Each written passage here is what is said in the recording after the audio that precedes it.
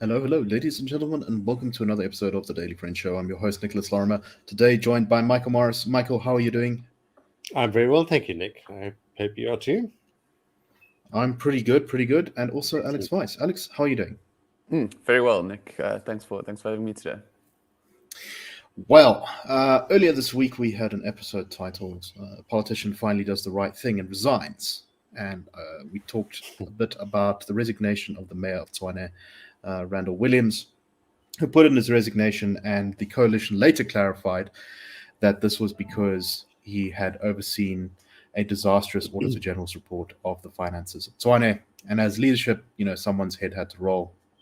He may not have been directly responsible, but he has to take responsibility because he's the leader. And I was very happy about this. I praised it as a great development because, a politician actually resigned for a performance-related reason. This is a wonderful thing in South African politics. But it turns out we can't have nice things in this country. The resignation is still going ahead, so that's fine, and that's good. But it seems to have been, I don't know what other phrase to use other than a bit cocked up. It became apparent after the mayor's resignation that his resignation would interfere with the running of council, particularly the presentation of some annual reports, which are important to the functioning of the council. And so the mayor issued a sort of second resignation letter. His original one said that he was resigning effective February 13th. He then said, not February 13th, February 28th, so that we can still have the council meeting. He then also wanted the finance MMC to be essentially the acting mayor until such time as the new mayor is elected. However, it's not clear if all of this is entirely allowed by the rules, and the non-coalition partners, the EFF and ANC in particular, objected very strongly to this, saying that this was that he had already resigned. It was too late. He can't take it back. It was then made worse when, despite saying that he was only resigning at the end of the month, he then requested special leave from now until the time that he has resigned, which seems to be like a kind of legal technicality move in order to ensure that there could be an acting mayor. So not the most graceful resignation, but in response to this, the EFF has done something which, as far as I understand from the reporting, is completely insane, which is that EFF members, and there was a video put out about this, it's being reported, I think, in News 24. So according to them, EFF members stormed the Tshwane council offices, demanded the removal of political staff and mayoral committee members who the EFF said were no longer elected officials because the mayor had resigned. They then apparently physically threw out of the building some of the people who they said were no longer staff there. In this case, the particular video, EFF members are seen, according to News 24, manhandling a man and telling him he is no longer an MMC and just an ordinary councillor, and dragging him out of the building. The police were apparently called to remove the EFF members. And the city manager said, "We were supposed to continue as normal until the 20th of February when a new mayor is elected, but the EFF has taken it upon themselves and acted illegally by trying to remove staff and MMCs." Michael, this seems outrageous, illegal, and quite frankly, someone needs to go to jail for this. Yeah, I was just thinking, imbecility can often be comical, and very often is, but there are times that it becomes sinister, and I think it's sinister when it informs kind of action today. It's clearly the EFF is continuing its repertoire of theatricality. This is what it's now pretty much only got a name for. It keeps sustaining this idea of itself. This is how the public sees it. It's its most prominent political activity is the theatricality. We see it in Tshwane, we see it elsewhere. The appearances outside stores that it disagrees with or has for the EFF, I mean, one of the problems with theatre is that you've got to have something new every season. You can't just keep repeating the same thing, which is really what it's doing. It's clearly running out of ideas. It's advertising the fact that it doesn't have anything else in its arsenal to offer. It doesn't have any argument. It doesn't have really anything sensible to do or say. But it is nevertheless, as you say, it's not simply comical imbecility. It's actually a sinister kind. It's threatening. It has a very chilling effect on political activity, and hopefully, certainly voters will respond to this in the way they should. But as you say, we really ought to see some police action here. So, I mean, I see David in the comments says a council is not clicks. It's because they were allowed to get away with this nonsense. And I suspect that's some of what's gone on here. That we've seen this kind of behavior from the EFF normalized, where it just seems as though the rules don't apply to them. They can, their people wearing their uniforms can break the law, or trash buildings, or trash shops. And no one really goes to jail. Sometimes the police are there to like break up a fight, and sometimes there's a little bit of a scuffle between the police and the EFF, but by and large it goes ahead. This is a political party which in Tshwane got 10% of the vote, and it is taking it upon themselves to physically attempt to intimidate the staff of the council out of their offices, including elected officials. So even if everything that the coalition government here did was wrong, you can't unresign or re-resign or whatever the cause is. This is a matter for the courts and for the voters and for the council. It's not a matter for physical intimidation. No, exactly right. Alex, what do you make of this? Yeah, I think you guys have covered a lot of ground. And yeah, I guess if you or I walked into the municipal office and started pulling and tugging on people and shoving them out of the doors, I'm pretty sure we would be swiftly removed by some sort of police force. But yeah, I think it's clasping at straws here by the EFF. But I think for me, the main thing is, to what end? What this doesn't serve anyone. This doesn't help the public. It doesn't instill.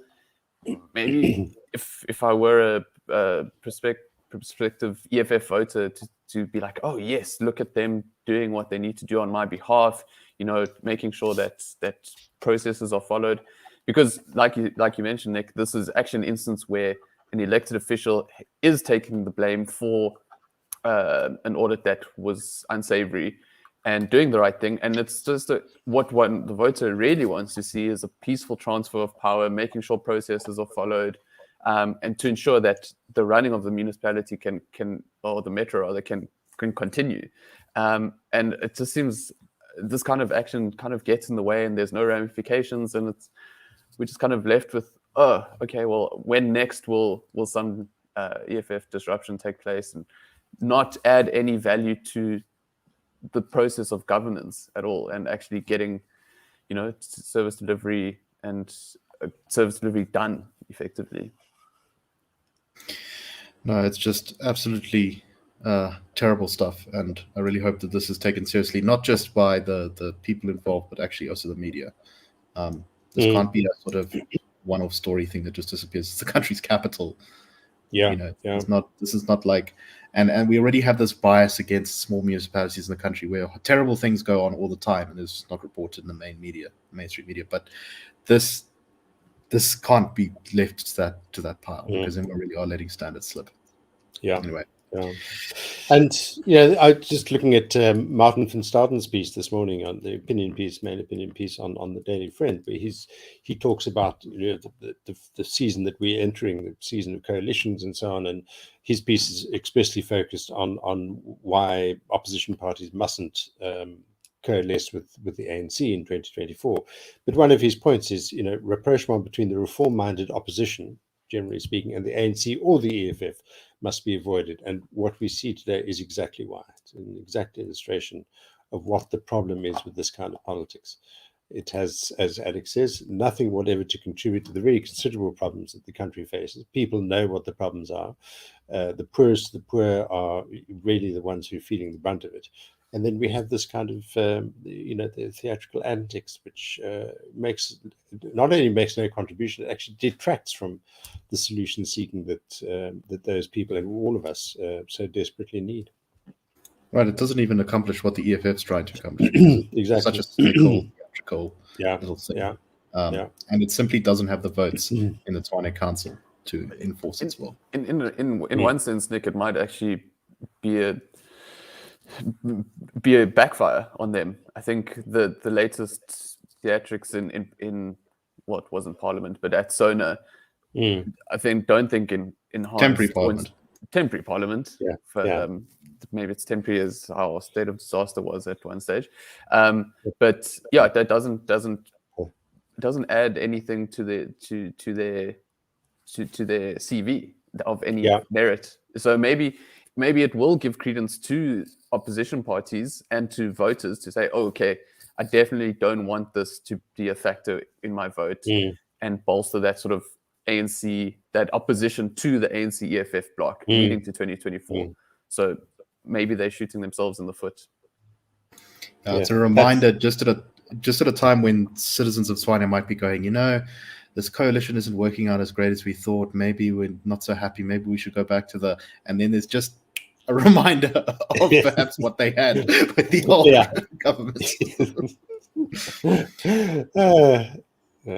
All right. Let me move on to our next story here, and this is just we thought of contrasting two sort of stories that appeared together today in the media, which were very interesting. So the one was a long FM piece about Andre de Ruyter and what it's going to take to be the Eskom CEO, and what he went through, and what they're looking for to replace him at Eskom. And I just pulled out a couple of choice quotes from this. Andre de Ruyter, in speaking to them, said, most people in a job like mine would have a therapist. I have a toxicologist, referencing, of course, the attempted poisoning that he suffered. He said that the final straw for his resignation, the thing that really drove him out of Eskom, was when Gwede Mantashe said that Eskom, by not attending to load shedding, is actively trying to agitate for the overthrow of the state. And that this was the final straw because he realized that he had no political support in attempting to actually reform Eskom. He also criticized President Ramaphosa's flip-flopping on the electricity tariff hike, which this was, we talked about it on the show, but this was the ultimate Ramaphosa move.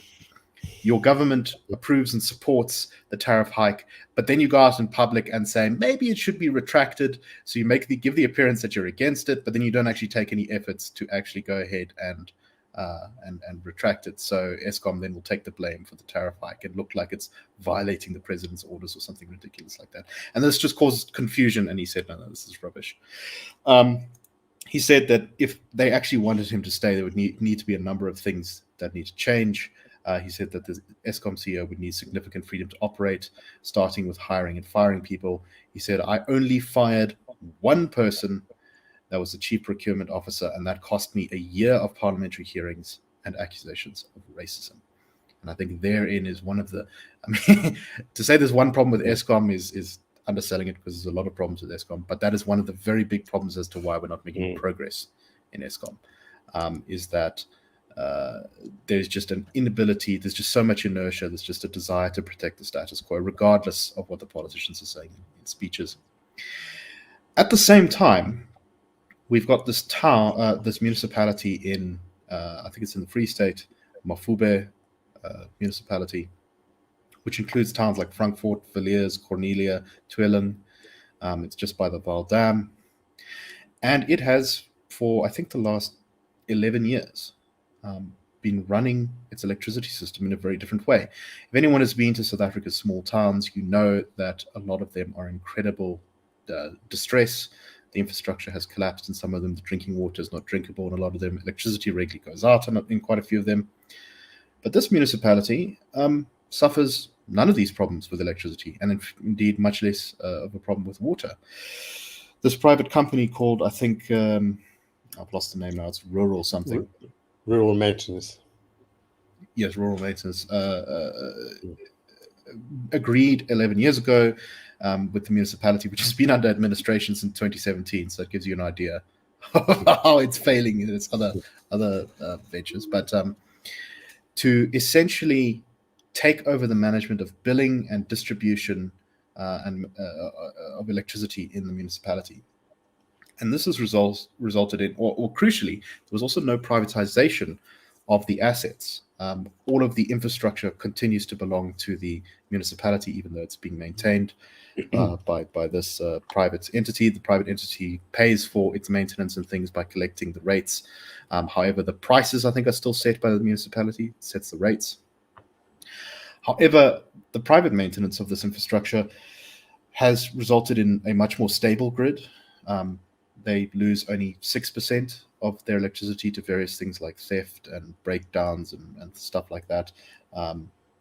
This is much below 20%, which is what's the normal figure in a lot of other municipalities.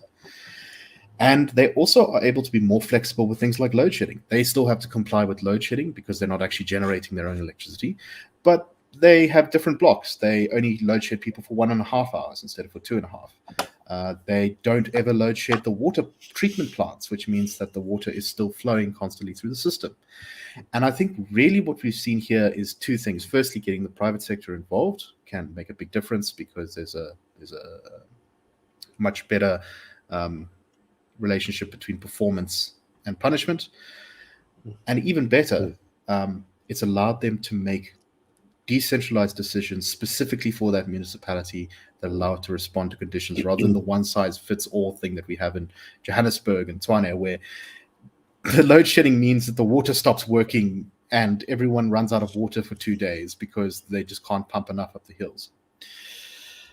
Alex, what do you make of these two contrasting stories? Chaos at Eskom and what looks like maybe a solution for some rural towns on the other hand. Yeah. Well, I mean, my first comment would be if somebody even laced my coffee with Cremora, I'd be upset. But cyanide's a different story. But no, in all seriousness, yeah, I think, Nick, your decentralization point is super spot on.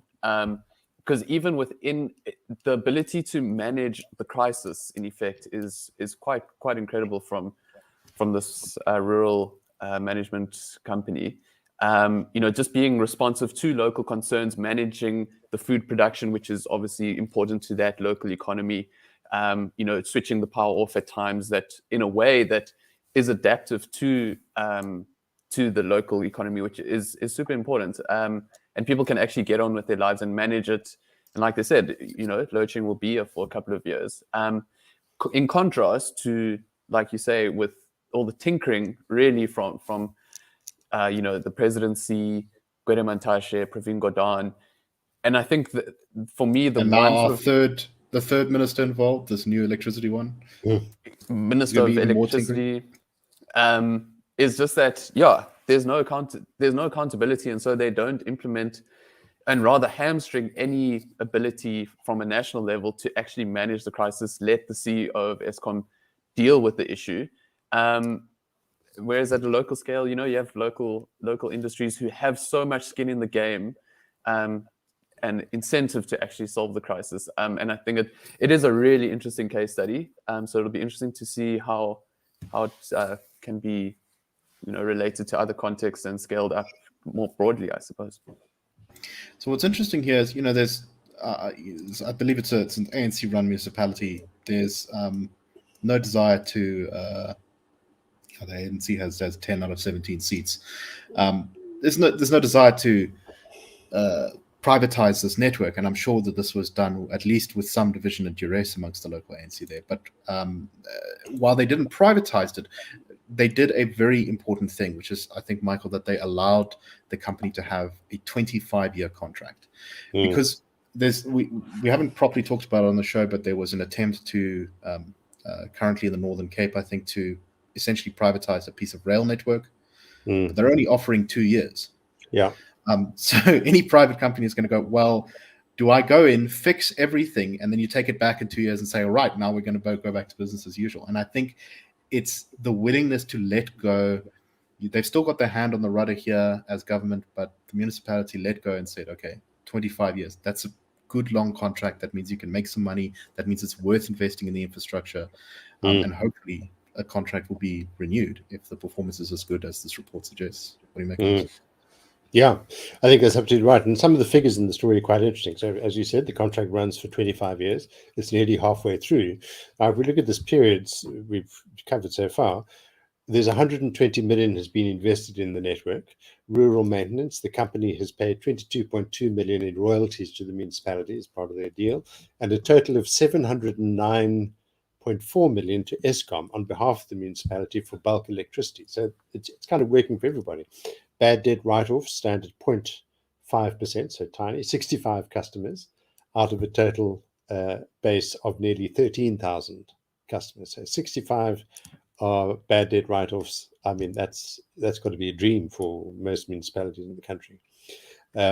So it clearly, it's. I mean, the thing that I found so intriguing about it is that it's just focused on solutions, as Alex has also, you've also emphasized, the water is being kept going, and the very focused local solutions to what is required in the local context. And but the sense one has is we're looking at the potentially looking at the future here. I mean, this is how things can be made to work. You don't actually have to think of dealing with the vast megalithic problem of Eskom as this big vast thing that just isn't working. You can deal with it in bite-sized ways that actually work with very focused solutions, keeping Eskom in the mix, but in a very particular way. Municipalities are able to focus on different things. I saw, for instance, I think it was in the story, a reference to the fact that mostly municipalities don't like this sort of thing because they like to get the money from ratepayers for electricity, which they then use not to pay Eskom, but use to pay salaries because their rate base is so small. Right. And so or inflated tender contracts. Yeah. So it's whereas here we see a very focused solution. It's right from the word go. This rural maintenance, and it was an unsolicited bid actually, which is quite interesting. They made it quite clear that they wouldn't. They're not thinking in terms of privatization at all. It's simply a contract to deal with the supply, and the infrastructure remains the property responsibility of the other players. So yeah, very interesting solution. And as you said right at the beginning, in stark contrast to all the stuff that we see emerging from this very interesting story in Financial Mail. Great cover, by the way. It has a De Ruyter's face in the center, De Ruyter's face rather in the center, and various sort of highlighted elements that express the requirements of the job. And the top one is patience with idiot politicians. And that's absolutely true. And what an indictment that the thing that really prompted his departure was a minister accusing him of completely fatuous things. I mean, really, really shocking. But cyanide resistance is the item number 2. Muscle to deal with coal mafias, clout with hardline unions, skill at keeping coal dry, and ability to bite your tongue. And you think, to have this job, if these are the kinds of things you're required to do, it really is not an attractive proposition. And what kind of talent could you possibly expect to get to replace this man? Yeah, exactly. All right, let's move on to our next story. And this is a media statement that the IRR put out today, just a few hours ago, calling on National Treasury to start looking at a maximum value for money procurement policy, as recommended by the Zondo Commission. So in the State Capture Commission report, Judge Raymond Zondo said the primary national interest is best served when the government derives maximum value for money in the procurement process, and procurement officials should be so advised. And that there has been a problem created by the fact that we have both a requirement for maximum value for money and for BEE at the same time. And because it's not been made clear in our procurement policies or national legislation which of these is more important, you've had an enormous number of dodgy decisions made when it comes to procurement, saying that they're advancing transformation, when in reality they're just shuffling money into the hands of those who are connected. So, Michael, do you just want to talk about this a little bit before we move on? Indeed. So this is a very strong statement, I think. It comes from Head of Campaigns, Gabriel Krause, that listeners and viewers are all very familiar with. And he's essentially saying, South Africans deserve to know what is the official estimate of the cost of BEE in the R1 trillion procurement bill. I mean, R1 trillion is what the government is spending in its public procurement bill over a year. And we heard in the evidence to the Zondo Commission, we've heard from other places just how much BEE and the confusion around it and the corruption around it has actually cost, inflating prices by 30 to 40%. A former chief procurement officer said a few years ago. We're talking about very considerable sums of money. So the challenge is, consider implementing a maximum value for money procurement policy, as the Zondo Commission report recommended. Or if you can't do that, at least publish a budgetary analysis that tells the public, who you're accountable to, what would be saved if you were to do so. This surely must be a very pressing concern in a country like ours today, in the condition that we're in. We need every rand we can get. We don't want to waste any. We keep saying that we're taking our problems seriously, that we're taking financial control seriously. Well, let's see it. And that's exactly Gabriel is saying. He's written a letter to the Treasury to say, either consider acting on the Zondo Commission's express recommendation, or show us what we would actually be saving ourselves if we did so. Let's just have some real sense of the cost of all this. So I think it's a very good statement. Alex, anything to add briefly? No, I think kudos to Gabriel, because I think it's important to put a number to it. We know about the 200,000 rand broomstick at Eskom. But yeah, how many more hundreds of thousands of broomsticks equivalent have been lost to the country? So yeah, I think it's let's get some answers and put a figure to the loss at least in a monetary sense, because we all know the sort of lost value in all other senses. So it'd be good to get a response out of them. All right, now we're going to just quickly move on to our last story. And this is a story of how government just either doesn't show up or gets in the way of people succeeding. So the SA men's hockey side was not able to enter into the Pro League season this year because they were not able to get the money together to pay for the entrance. And as a result, our space is going to be taken by Ireland, despite the fact that we qualified for this league. Alex, do you just want to give some thoughts on this? The South African Hockey Federation had quite a lot of trouble with funding for many years now. But this, essentially, the team couldn't get a corporate sponsor or generate the funding to be able to send them to the Pro League. They qualified, they did everything they needed to do. The team is really good. It ticks all the transformation boxes. The grassroots system has performed really well. So anything that you could want from a sporting body, SA Hockey has done. And we have, I believe that the current captain has also been named the best young player in multiple leagues for a couple of years now. And these guys also have day jobs. They're super good hockey players, but there's just not enough money forthcoming to send them to actually compete. And they are the Olympics up in 2024. It's a big campaign to get to the Olympics. The team performed really well in the Commonwealth Games. But I think the main thing here is that the players were just informed that, oh, sorry, we couldn't send you guys there. The deadline was the 16th of January. There was no consultation. There was no, okay, guys, we actually need to get this funding. Government didn't really step in. So it really, it's just one wonders how it's being replicated across other sporting bodies in South Africa. And the opportunity loss and cost of not being able to actually send our really good athletes to the world stage. But I suspect they will try their utmost to cobble the funds together. But yeah, it's a pretty sad situation for a sport that's really flourishing in South Africa. Michael, in 20 seconds or so, your thoughts. I absolutely agree with Alex. It's quite tragic, and what a waste. If there had been some announcement about some sharing of ideas in December, I'm sure that team, certainly if the government wasn't willing to just offer the money, it could have been shamed into giving money. 10 million rand is not a lot of money of the government, but just to present them with a fait complete when it was too late to do anything. Shocking. Definitely. All right, that is all the time we have for today. Thank you very much for watching. We hope you enjoyed the show. Please subscribe to us on the podcast apps.